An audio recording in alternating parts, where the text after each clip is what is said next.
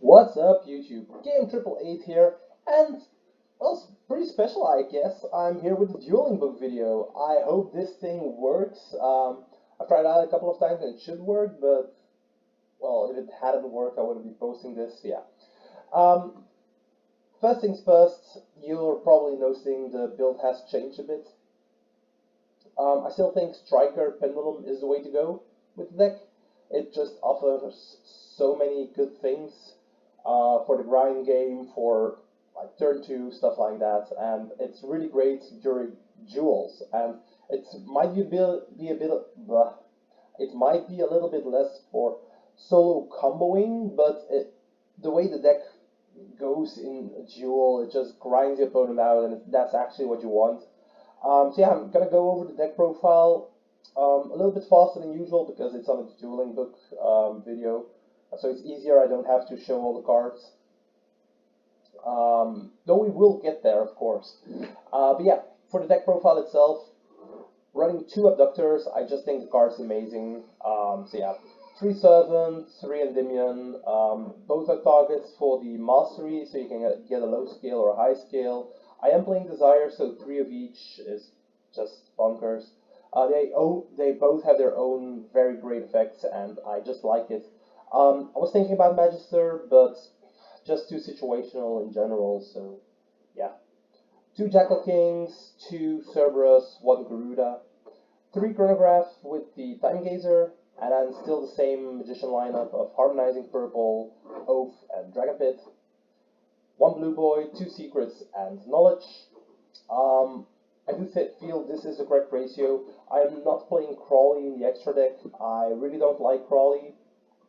If I have to waste my resources to get to a specific engine, I'd rather be it for the Striker engine, but that's just not really possible unless I would be playing Hayate and be reliant on battle phases. I don't really like that as well. I don't want to go into an extra deck monster to advance to an engine that is meant to advance my game state. I can just as well use those resources to advance my game state. So yeah, I mean you need two spellcasters. Every spellcaster in this is either the blue boy, which then you have it, or pendulums. And if you're having two pendulums on the field, you can just well go for Electromite, you can go for IP Masquerena, all of that. The only thing that I can see Crawley doing great work against is if the opponent has a spellcaster and you're going to use either the Shark Cannon or the Widow Anchor on it to take it. But even then, you can still do plays other than Crawley's, yeah. I'd rather just see it or don't see it. Two Pendulum Call, I've removed the Duelist Alliance. I don't think the Magician engine is that important in the deck. It does some good work, and that's why it's still in there, but I don't feel you should be running Duelist Alliance and two Pendulum Calls for it. I'd rather just have two targets in the deck right now, and, well, running 1-1 would be weird, because then you could banish the Pendulum Call off of the Desires and don't have a target anymore. So I'd rather have two Pendulum Calls. Three Masteries to search things you need. The Striker engine of 3 engage, Horde Drones, Shark Cannon, Widow Anchor, and Multi-Roll. Out of these 4 targets, I actually feel that the least at this moment is the Widow Anchor. But the Widow Anchor is still such a good card, so you can't not play it.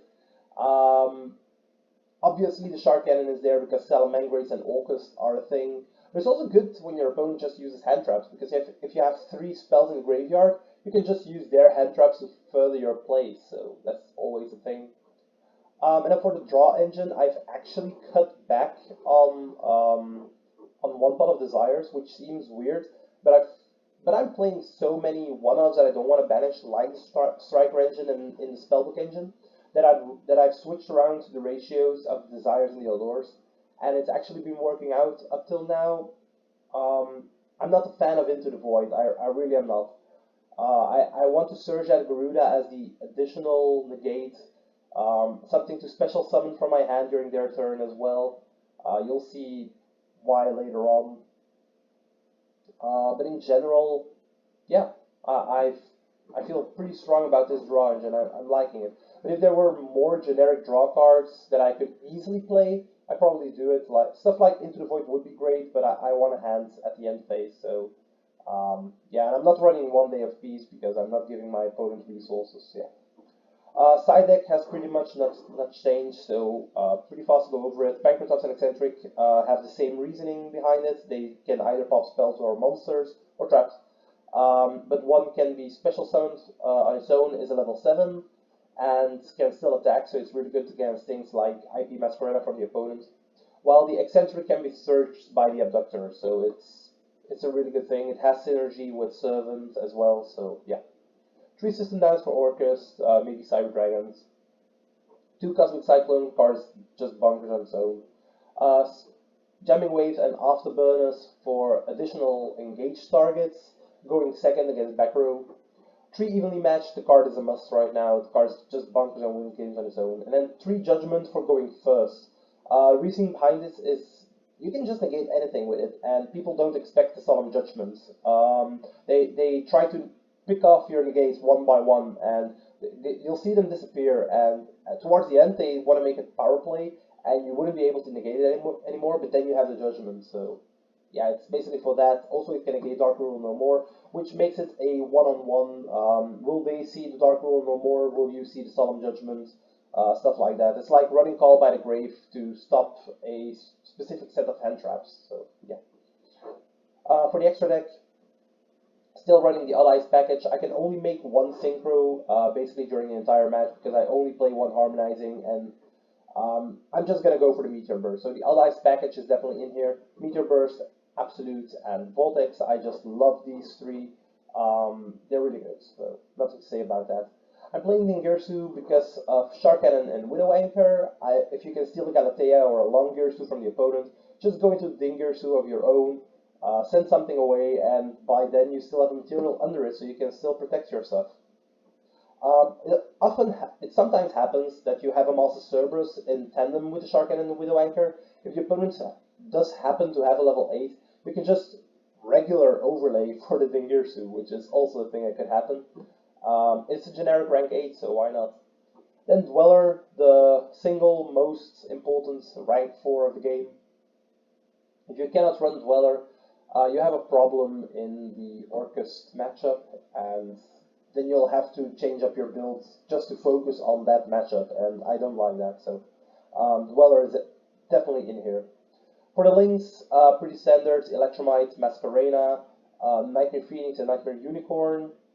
Generic removal and perfect targets for the Masquerena. I'm running Trisbana. There's something that could be said about Magister in combination with Trisbana, because you can special summon during the opponent's turn with the Magister, but it's just too situational, and most of the time you won't be able to get it in that order anyway. So you want to do the Trisbana thing during the end phase to blow up all their back row and just go for game in your turn. So what most of the time happens is you having the Absolute to protect the IP Masquerada from battle, and then afterwards you're gonna go Masquerada effects, link your stuff away into the Trisbana, and you're gonna use the Masquerada with the Absolute to do that, and then when it resolves, it summons the Trisbana. It special summons a Vortex Dragon underneath the Trisbana, so you get to bounce a card from the opponent, a monster, and then you get to banish all of their back row with the Trisbana, so it's actually really cool. Decode Talker is my standard generic Link 3. I really like the card. It's better than the Draco Master of the Tenyi, even though that card has 3 link markers pointing downwards. For me, the Decode Talker, it can either be a step-up stone to go into Appaloosa, to go into your other cards. It can be used like that, just as well as the Tenyi Link. But you can also end on Decode Talker. It has 2 negates for targeting, so it can be used for impermanence, for a possible Pancratops when they try to remove something from your field. It can be used to gain attack because it can go up to 3,800, which is actually really good. So it has its uses, and I think that that's more important than having the additional link marker downwards. Most of the time, you're going to go into Appaloosa anyway before all that, so yeah. Then we have the Appaloosa, we have the Moral Swords, standard in the deck. I mean, you shouldn't be playing Pendulum if you don't have these. They're definitely one of the strongest points of the deck, that you can make anything that you want, so yeah. Kagari, because of the Striker engine, it's the best target, you don't need anything else. Sometimes I do wish I was playing Kaina, because then you get a downwards marker and you can make Electromite afterwards. But, I mean, just make Hida then. It's simple as that. You can just go for two link markers downwards anyways. You're gonna get there, and he does special summons from the opponent's graveyard as well. So if they use like Ash Blossom, you can really do some crazy things with the Hida. So yeah, that's it for the deck profile. I hope you guys like that already. For now, I have a replay ready of a match that I had against a Salamangreat player. Really good player, so definitely don't diss this match. Yeah, I'm just gonna go into it. It's a complete match, best of three. There were some problems before game three, so that's why there are two replays ready on top. But we'll get in there. We'll get there when we get there. So yeah. So yeah, the first game I'm gonna go with just going with the next play, because then I can explain things as they come along. I know that fast forwarding stuff is really faster, but it's also more annoying sometimes. So yeah, game one, my opponent actually opened up really well, like, and he got to start. So if you see his hand, like, there's a Foxy, there's a Cyclone, a Buffalo. So this thing is already perfect. A Buffalo with the Foxy, and then he also has a Circle and the Cyanide Mining. So there's nothing to complain about here. Maybe the lack of hand traps, but he might even try into them with Buffaloes. Yeah. I'm gonna go over his board with fast forward, because that's basically the standard point of Salamangreat players. Yeah. And on the other hand, you see my hand with Engage, Allure, Endymion, Ornithrope, and Chronograph. So I know I have a strong hand, and I can possibly go over his board. We'll just, again, we get there when we get there. So yeah. As you see, he goes for a standard board of opening with Dweller. It's really important because every opponent might be playing Orcus. So if you're going first, you definitely want that Dweller. Definitely, because it's just so important. You also set three cards. I know one of them is going to be the Circle. So it happens to be on the right, but I don't know that. And the way he places his cards is already an indicator to me that he's an actual good player, because he puts his set cards on the outer side, which makes a Pendulum player think about, oh, there could be a possible impermanence, so I need to worry about that as well. So yeah, there's always that. And I'm actually going to go over my plays right here, and I'm going to start by drawing Desire, so that's always a good thing. I'm going to go plus more. But he goes for Circle in the standby phase, and I'm like, okay, I can see what he's doing. He wants to use the Dweller, detach the Falco, and get back Circle that way, so he can actually just plus off of it. So why wouldn't you do that? So yeah, he's gonna go at the Foul, and I'm already thinking like, oh, this could actually be problematic, because if I use the Sky Striker engine to get his Sunlight Wolf, link it off, he's actually going to be able to trigger the Gazelle in his hand, summon the Foul as well, and have two more bodies on the board. So it's more difficult for me to OTK at that point. And against Salamangreats, you really want to OTK, because if you don't, they just make their comeback, and if you don't have enough negates, they'll just OTK. Like, their second turn is so problematic. It's actually a thing to be siding Soul Release, because you can maybe even over the system down, because you can just banish 5 cards. Do you have to banish everything against Orcus? I'm not sure, but Soul Release would be a thing that's possible. Like, if you see this, like, you can banish Foxy, you can banish Bailings, you can banish Spinny, the Sunlight Wolf, and the Circle, because Soul Release just picks 5 cards and not 5 monsters. So maybe Soul Release is actually a better card to side than this. Although it doesn't. it doesn't take care of the field, of course. So yeah, system down, soul release. Maybe some people will actually think about that. So yeah, I'm gonna start off with Allure. He's gonna change Weller because seeing the Allure, he actually thinks I'm playing Orcus, and he just wants to get that out of the way because yeah, it's the best thing to do as soon as your opponent plays a card. I'm drawing Purple Poison, Upstart, perfect. I'm gonna banish the Purple Poison. Now he knows I'm playing Pendulum, so I'm just gonna go Upstart Goblin. I drive to Mastery, which is amazing. I'm not complaining in slightest. I'm gonna go Servant, and then the standard plays of Engage. If you noticed, I have 3 spells in my graveyard, so I'm gonna plus from every Engage.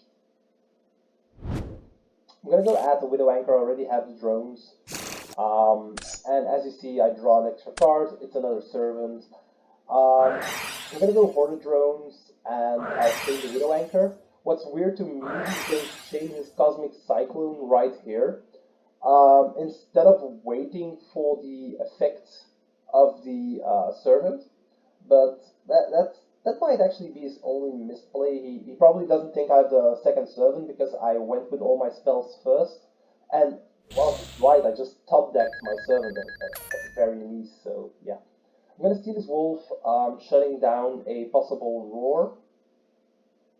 Rage is still possible with all the Salamangreats in his hand, of course. But yeah, we're gonna see that. So first things first, I'm gonna go into the Kagari, and it's going to get. Oh, it's not gonna get Imperm. So sorry. Although yeah, I thought so. Like Imperm on the Kagari. At this point, I have to watch out. My rightmost zone is being negated, so I'm not even. I hope I don't misplay on that one. So I asked to read Gazelle because I wanted to know if the Sunlight Wolf goes to graveyard, he can use the effect. It can, so that's always problematic. I'm gonna go for Chrono effect. The only reason I didn't go Servant in the one scale and then Chrono in the other one is because of the impermanence. That was kinda sad that he had the imperm in that zone, but that's how it is, of course. I'm gonna go for Hida, and I'm going to take his Sunlight Wolf. To be honest, that might have actually been either a misplay or a good play. I'm not really sure about it yet. Because with 2 Sunlight Wolves, I couldn't go into Appaloosa with 3 materials. I could only go for it with 2. Because you can't use the same monster. Like if you go, oh, I can't even look at my own extra deck. Wow. But yeah, you're gonna see it like in a minute. So I'm gonna go for Desires, but let's play it out. That's just terrible, banishing them. And I'm drawing the Shark Cannon and the spell Magician of Prophecy. Now at this point, I'm gonna go into Appaloosa for 2, and the only service that it had to bring me is to negate the Gazelle. He's actually going to use the Gazelle's effect. So my Appaloosa only has 1 more negate left, and it only has 800 attack. So basically putting my attack lower, just so I can't OTK. But I don't mind. I've negated the Gazelle. That's all I wanted to do with the Appaloosa. So at this point, I can actually use the Appaloosa to, well, to further my plays. So. At this point, I'm gonna Pendulum Summon. It's only 2 monsters, but I don't mind. I'm gonna go and use the Sunlight Wolf, the Appaloosa, and a Time Gazer, making a Boral Sword, and that's actually a good game because he can't use the Gazelle right now. That's actually really good for me. So yeah, this is exactly 8,000. The chronograph has 2,000 attacks, so yeah. He was still saying like he could summon the foul. Um, I think he's trying to say it because it says Faco, but it's probably foul on my Sunlight Wolf summon. I don't know if that's actually possible, but yeah.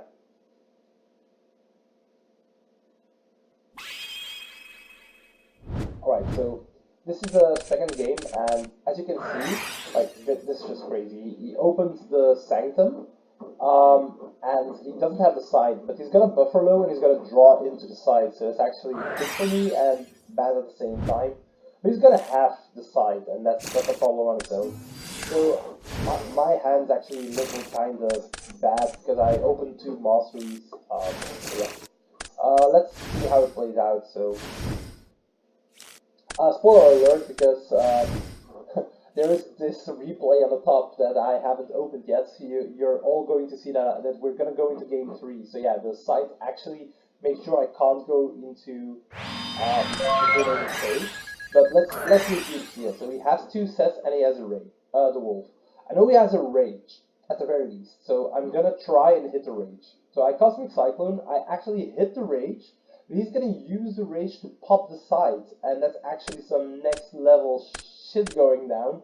Because he's gonna special summon the side because of that. And I'm like, oh, now I have to play around this and try to OTK, and the rage still get banished, so that's at least good. Um, but now you'll have to see me try and play over this and try to OTK. And as I said for work, we're going to game 3. It's not gonna work, but you're gonna see what my board is gonna be like. And I'm just gonna go and let it play out a little bit. And as you can see, I'm summoning the Master Server right here. I can't go into Electromite. I can't summon the Chronograph from my extra deck. The only thing I can do is try and do as much damage as I can. And what I'm gonna do is I've used the Cerberus to banish the side. So this thing has 5,000 attack right now. I used the Time Gazer with the Purple Poison to ram over the Sunlight Wolf. Now he does have the Bailings in the graveyard. If Like, I don't even have to say how sick it is that if he didn't have the Bailings in the graveyard, this was game. Or if the side just said that I can't summon any extra deck monsters. If I could summon the Chronograph, it would have been game as well. It's just crazy how sick this is that it can do that. But the Purple Poison doesn't get destroyed because of the Pendulum Call. That's another thing. If the Purple Poison would have been able to destroy itself, I could target this thing again, and it would have been game as well. So I had multiple small things that withhold me. I don't know if that's correct in English. Like that withhold me at that point to make game, and I was so sad that I couldn't. But yeah. So at this point, I'm just gonna go and attack as much as I can, and I'm gonna set him at 1200 life. And at 1200, he's actually going to bite me in the ass because he's gonna use Sanctuary to make him gain life points later on. It doesn't really matter because I end up top decking something bad and everything, but like as you can see, he's gonna go for the other jammer with Borreload play, and he's gonna steal both my Cerberus and my Old Dragon. He's gonna gain 2,000 life, and my field is just gone. Which, wow. Seriously, he has a Cosmic Cycle, and that actually that was for game 2. At this point, like, I can even show you guys, I couldn't sight. I tried to sight, and the only book was glitching, and I tried to sight, and it just wouldn't work. So we tried to re-enter, and even the second game was still bugged because we tried to go to sighting, and it still didn't work. So we had to re-enter a third time, and that's where it worked. So as you can see, we're gonna go and go to the game. Right now, game 3 is gonna start.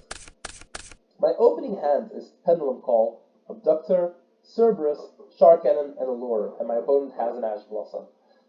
It doesn't seem too great to only have the Ash Blossom, but with this opening hand, it actually hurts, because I have the Pendulum Call, I have the Cerberus. If he ashes the Cerberus, I don't really have a way to get over it right now. I could get it with the Allure, but it's such a crazy play. But I know that ashing the Cerberus is actually the worst play you can do, especially against Pendulum. If they do have an out to get rid of the Cerberus, you're still gonna get full board. So what my opponent's gonna do is gonna let the Cerberus go through, as he should, because it's a risky play to ash the Cerberus, and you really want to hit something good. He has seen that I play some Sky Striker stuff, so he probably wants to hit the engage. He might want to hit the Servant. Pendulum Call, Desires, something that's way better than just a Cerberus. I'm gonna go for Abductor, I'm gonna Allure, I have the Jack in my hand so it's safe, and I draw Knowledge and Chronograph. Drawing the Knowledge is actually ass cheeks, you really don't want that. I am getting a counter, I'm gonna go Pendulum Call, ditch that Knowledge, and I'm getting Ashed. Now, as you see, that one Ash just screws me over so much, and it's actually sad to see that one Ash can do this, but if you know the deck as well as I do, and you play it as I do, then you can actually get around this. Like, you're gonna see, I'm gonna scale up the Chronograph, get a third counter, I'm gonna go with for the Time Gazer, and I'm gonna chain my Shark Cannon. Now this means I'm gonna steal this Ash Blossom, because I have 3 spells in my graveyard. I'm gonna summon the Time Gazer,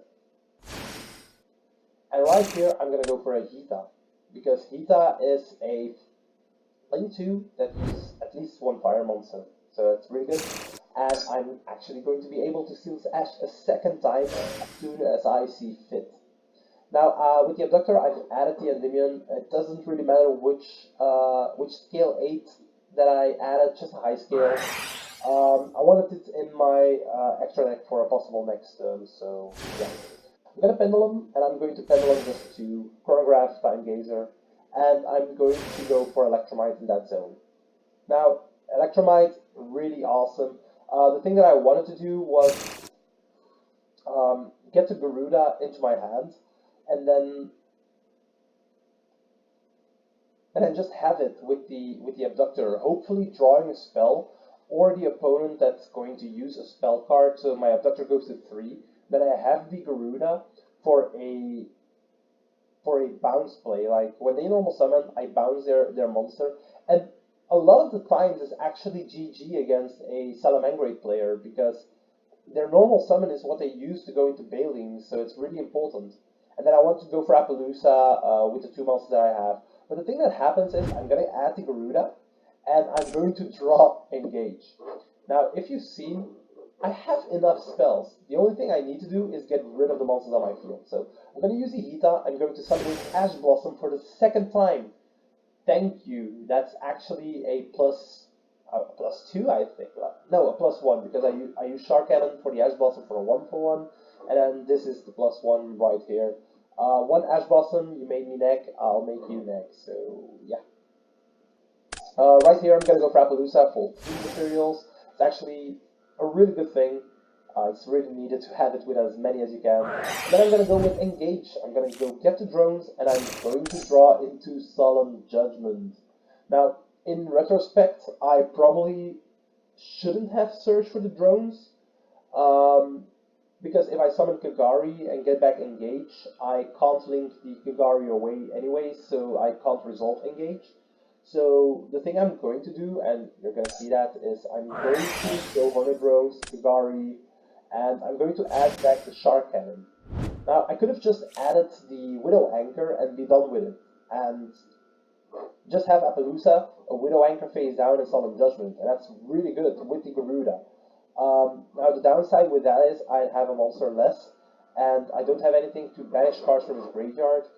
It's just another monster effect negate, so yeah. But there is something to say that I should have done that. Now, in his turn, as you can see, he drew Sanctuary, but it doesn't really matter. I mean, he's gonna go mining, he's gonna ditch the Foxy, he's adding Spinny, Gazelle is in his hand, and I'm going to negate that. I don't want that to trigger.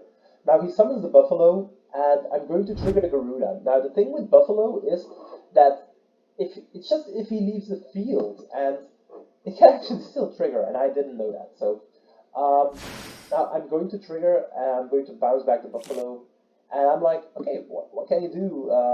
And he's going to trigger the Buffalo, and I'm not even contemplating negating it with the Appaloosa. He had his normal summon, he doesn't have anything that he can use from the graveyard, because he's already used the Foxy, I think, so let's see. Yeah, he tried to use the Foxy, he ditched the Sanctuary, and I negated it, so that's why I'm at 1. If I had done the best play, I would have negated the Buffalo effect with the Appaloosa. I was just too flabbergasted that he could actually do that, so I just said okay. And yeah, you can't change that, of course. So he's going to ditch the Foxy, he's going to draw two, and one of his cards is Impermanence, the other is useless in Silent Mining, because he already used one. So right here I'm going to draw the Pancratops. Not what I wanted, because I need the Abductor to get a third counter so I can get a high scale. Now, there is a way to get to a high scale, right here. So instead of keeping the Appaloosa, what I'm going to do is, he only has one set card. I can negate that set with Solemn Judgment, whatever it is. So I'm going to link everything away that I have. And I'm going to go into Decode Talker. Just 3 monsters, everything that I needed. I'm going to use my Shark Cannon right here. And I'm going to target, I do believe, the Foxy in his graveyard. He's going to use Impermanence on the Decode Talker. Doesn't matter, I can negate anything that I wanted with the Solemn Judgment, so I'm going to judgment that. At this point, I have three counters on my Abductor. Yeah, this should go to the graveyard.